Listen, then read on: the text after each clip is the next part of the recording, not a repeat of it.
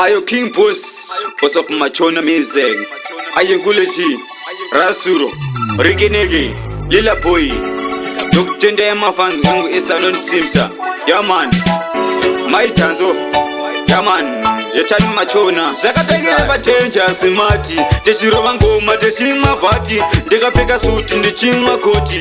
Yakapisa nguva batenja simati. Ndokutsenga tsenga niziri faini. Ndokutisa ukazoka batashiraini. Urisikoro bhazi radhivaini. Pandiri wacha mwana ndokupa makoini. Ndokutsenga tsenga niziri faini. Ndokutisa ukazoka batashiraini. Urisikoro bhazi radhivaini. Pandiri wacha mwana ndokupa makoini. Vapana inini ndovadambura. Vapana inini ndovawaura. Sembe vaini ndovaundura. Vanoshuwira kuti ndigokaura. Kusandiza wakawanda. Kude vachena satawanda. Fesi yakashata semavhenda. Ukanidena inini nokuponda. Ndokutsenga niziri faini. Ndokutisa ukazoka batashiraini. Urisikoro bhazi radhivaini. Pandiri wacha mwana ndokupa makoini. Ndokutsenga niziri faini. Ndokutisa ukazoka batashiraini.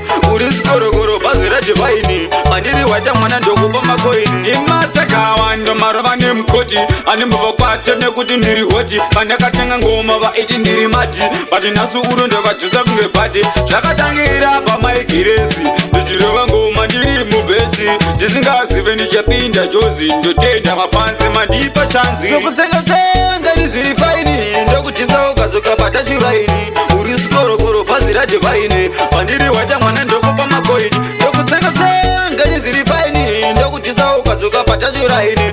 Urisikoro bhazi radhivaini. Pandiri wacha mwana ndokupa makoini. Vapana inini ndovadambura.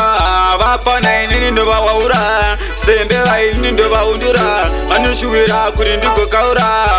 Kusandiza wakawanda. Kude vachena satawanda. Fesi yakashata semavhenda. Ukanidena inini nokuponda. Ndokutsenga niziri faini. Ndokutisa ukazoka batashiraini. Urisikoro bhazi radhivaini. Pandiri wacha mwana ndokupa makoini. Ndokutsenga niziri faini. Ndokutisa ukazoka batashiraini. Urisikoro bhazi radhivaini. Pandiri wacha mwana ndokupa makoini. Imatsakawa ndomarova nemukoti. Animbova kwate nekuti ndiri hoti. Pandakatenga ngoma vaiti ndiri mati. Pati nasu uro ndovadzosa kunge pati. Zvakatangira pamaigirezi. Ndichirova ngoma ndiri mubhesi. Ndisingazive ndichapinda jozi. Ndotenda mapanzi mandipa chanzi. Ndokutsenga niziri faini. Ndokutisa ukazoka batashiraini. Urisikoro bhazi radhivaini. Pandiri wacha mwana ndokupa makoini.